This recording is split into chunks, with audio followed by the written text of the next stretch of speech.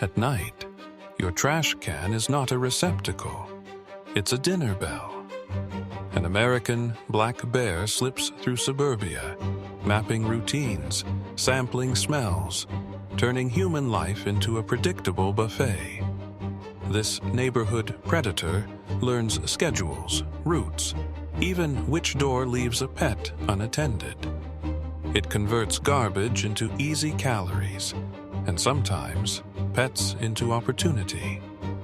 The consequence is not subtle. It learns fast. Imagine a creature large as a man, stealthy as a fox, patient as a tide. It smells your leftovers from a block away and remembers the scent. The quiet habit becomes a trap. Why does a wild bear prefer your yard to the forest? Why risk human proximity for old pizza? Understanding that reveals a cold calculus of energy, risk, and reward. A new angle now flips the question. This is not curiosity. It's optimization. The American black bear optimizes calories per step. In suburbia, calories are dense and predictable. So it adapts, slowly, deliberately, remorselessly. Closer looks reveal intelligence wired to routines. They watch us, learn patterns, test fences and doors. When one attempt pays off, behavior spreads. A single reward rewrites a lifetime of caution. Tonight, a cub follows an adult down an alley. They study a driveway like a class learning a new skill. This is social learning turned predatory. Domestic life becomes a lesson plan. So our key mystery: how does a bear transform trash and pets into easy calories? And how does that change both species' lives? The answer lies in anatomy, sense, and relentless opportunism. Ursus americanus is compact, deceptively strong. Thick shoulder muscles, curved claws, a bite force built for crushing. That body is a toolbox for manipulation, not just brute force. Their paws are hands in thick gloves. Sensitive pads and semi-opposable digits let them pry, open, and extract. A locked lid is a challenge, not a barrier. Those paws turn screws into openings. Smell dominates their world. A black bear's nose detects fermentation, fats, even cooking oils from hundreds of meters. That scent map guides efficient routes to the densest sources of calories. Their brains are wired for foraging decisions. Spatial memory, associative learning, and problem-solving combine. They remember which house yielded food and how many nights it took to get it. Digestion favors opportunism. Bears can process fruits, insects, carrion, and human scraps. Calories from fat and sugar are rapidly converted to stored energy, the currency of survival. The math is unforgiving. Seasonal physiology matters. Pre-hibernation hyperphagia turns every available calorie into fat. Suburban food accelerates fattening, altering migration and hibernation patterns. The stakes are larger than one meal. Sensory fusion creates precision. Sight for movement, smell for source, hearing for human activity. A bear times its raids for low human noise, arriving when the risk calculation is most favorable. Even their sleep is strategic. Bears nap and travel in bursts that match human quiet hours. The neighborhood becomes a rhythm to synchronize with, and they are patient conductors. Young bears learn through trial and error. A single successful raid teaches technique and timing. Those lessons propagate socially, a cultural transmission of theft adapted to our routines. Genetics sets limits, but behavior expands possibilities. Bears with better problem-solving or bolder temperaments exploit neighborhoods more effectively, shifting population dynamics near human settlements. Pathogens and diet mix dangerously. Human food can disrupt gut flora and expose bears to contaminants. The same calories that fatten them can shorten lives or change reproduction. Scientists track movement with collars and camera traps. Patterns emerge: repeated visits, preferred houses, grooming of routes, a suburban map etched in paw prints and scent. Every map tells a story of cost and benefit. For the bear, the payoff is high. For the neighborhood, the risk increases. Now, the story turns toward behavior. The how, not just the why. We must ask, when does clever foraging become predation? The line blurs when pets are small and unattended. The black bear doesn't moralize, it optimizes. A new danger emerges. Behavior shifts from solitary browsing to targeted raids. A bear tests containers, times exits, waits for doors to open. Habituation erodes fear, transforming forest shy into backyard stalker. They approach in the shadows, using hedges and fences as cover. Rapid entries, seconds to ransack, then retreat. Each successful strike shortens the pause before the next. Bears test doors with a push, a paw, a bite. They learn which handles give, which lids pop. They don't brute force everything. They exploit weak points and never waste energy where none is necessary. They watch human schedules, observing where lights fade, which cars leave at dawn. This surveillance is low effort with high reward, the essence of suburban predation. A small tilt in humanity's routine matters. Cubs learn via imitation: how to overturn a bin, how to open a shed latch. Entire families can adopt a new technique within a season. Learning spreads like an epidemic of skill. Night vision and stealth make them efficient. A quick raid yields high-calorie returns: leftovers, pet food, fruit. Time spent is minimal. Energy gained is significant. You start to see the lure. Some bears come to prefer human food, changing foraging ranges.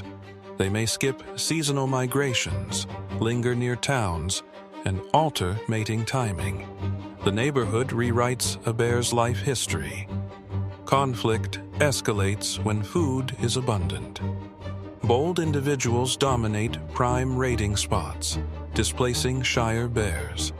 Territory becomes economic, fought over like parking spaces.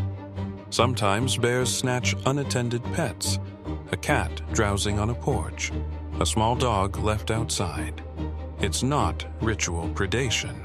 It's opportunity turned lethal. That opportunism rewires local fear. They are careful with humans.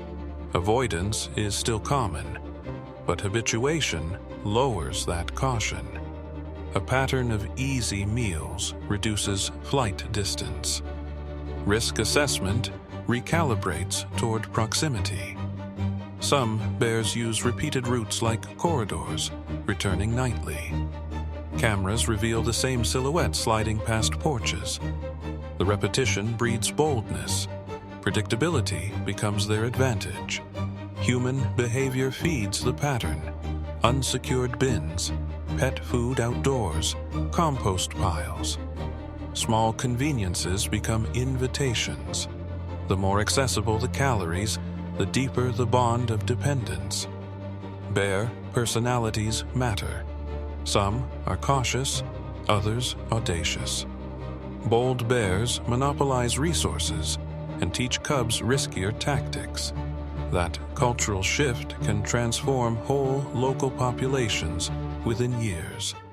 When a community tolerates easy food, selection favors opportunists. Natural selection moves on a human-altered landscape. sometimes faster than conservation efforts can respond. Wildlife managers often respond with hazing and relocation, but bears adapt. Relocated individuals may return, or learning spreads locally. Management actions can unintentionally reinforce the problem. Technology helps. Motion lights, reinforced bins, cameras. Yet, bears that have tasted human food treat these as puzzles. Deterrents slow them, but seldom erase the learned routine entirely. A single unlocked car, a holiday feast on a porch, a forgotten leash. Tiny lapses compound across a season. The resulting pattern is not random. It is an engineered feast. And when neighborhoods change, bears change with them. Suburban expansion doesn't just push wildlife out. It creates niches for those willing to cross the line. The scale of the problem escalates visibly. Social structures shift too. Mothers teaching cubs to raid increases success rates. What starts as survival training becomes an intergenerational recipe for suburban survival. For residents, interactions vary. Harmless sightings, property damage, or tragic losses. The psychological toll is high. Fear replacing curiosity, fences replacing parks. The neighborhood fabric frays. Economics enters the scene. Veterinary bills, secured trash investment, property value shifts. Bears impose costs beyond the direct threat, altering human behavior and municipal budgets. Conflict breeds countermeasures, aversive conditioning, fines for unsecured trash, community education. But bears often outpace policy, learning faster than regulations adapt to their new ecology. Predation on pets is rare but devastating. A night of unattended animals can become a lesson for bears. The small acts of neglect ripple into grief and change. Relocation can save some bears, but survivors return if conditions remain favorable. Lethal removal is politically fraught and ecologically blunt. The problem rarely has neat solutions. Risks escalate for bears too. Vehicle collisions, human retaliation, disease. The suburban lifestyle can be a slow killer, exchanging quick calories for long-term peril.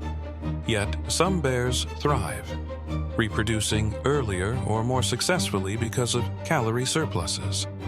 Human food reshapes life histories, a perverse fertility boost tied to human waste. Community responses matter. Neighborhoods that secure attractants see reduced conflict. Those that don't become hotspots. Simple human choices scale into landscape-level outcomes. Data from dozens of towns show a clear pattern. Unsecured food predicts conflict. The ecological lesson is blunt. Change human behavior, and you change wildlife behavior in predictable ways. For wildlife managers, the dilemma is ethical and practical. How to balance bear lives with human safety. Each decision reshapes populations, local culture, and future risk. And here's the alarming turn. As bears learn, they teach. A few intelligent individuals can seed a problem across a region, making conflict the landscape's new normal. Reproduction changes under suburban influence. Earlier breeding, larger litter survival. Human calories can boost cub survival, changing population trajectories in surprising ways. Mothers choose den sites carefully. Proximity to food matters. A den near a suburb offers short-term advantage. Quick cheese, quick fat, quick cub growth. But long-term costs remain. Cubs learn to forage in human contexts. Skills passed from mother to offspring become behavioral inheritance. The neighborhood becomes an open-air classroom, shaping the next generation. Survivorship curves change. More cubs reaching independence may sound positive, but increased human contact raises mortality through conflict. The demographic shift is double-edged. Hibernation patterns alter too. Bears with constant access to calories may delay or reduce hibernation, affecting metabolic health and reproductive timing. Ripple effects few people see. Human-induced fertility changes can accelerate local population growth, increasing encounters, stressing ecosystems, and forcing faster management interventions in areas unprepared for such shifts. Thus, reproduction is not merely biological, it's ecological response to human subsidy. Suburban calories are an evolutionary pressure embedded in our trash, and as generations adapt, the neighborhood predator becomes more efficient. What began as local nuisance can become a permanent ecological rewiring of bear populations. Black bears are ecosystem engineers, seed dispersers, scavengers, nutrient movers. Their suburban behavior redistributes energy into human-dominated spaces, altering nutrient flows and plant communities. By foraging in yards, they transport seeds from fruit or compost, changing plant colonization patterns. Cities subtly become extensions of forest dispersal networks, a strange ecological handshake. But there's a cost: increased disease transmission, shifts in predator-prey balances, and human-driven selection pressure. The neighborhood predator reshapes both its own world and ours. Their scavenging lowers carcass availability for other predators, concentrates nutrients near homes, and creates hotspots of animal activity that influence entire local food webs. In some regions, bears support biodiversity by moving seeds and insects. In others, they undermine local species by favoring edge-tolerant plants and attracting more mesopredators to human refuse. The ecological takeaway is stark. Our waste is an invasive subsidy. It reshapes behavior and ecosystems in ways that echo beyond the curbside. The scale of influence is underestimated. We face moral ambiguity. We pity a trapped pet. We admire a clever bear, yet we also feed a problem with convenience. Our daily choices fold into animal lifelines and destinies. The backyard bear exposes a human truth. Our wastefulness rewires nature. We did not merely encroach, we subsidized a new kind of predator that learns our routines and exploits our blind spots. So return to the question: how does a neighborhood predator turn garbage and pets into easy calories? By scent, skill, learning, and by us leaving the door ajar, literally and figuratively. The American black bear forces a hard question about responsibility. Tell us which animal should be tracked next, and if this unsettled you, quietly tap like and subscribe while you decide. Comment your pick.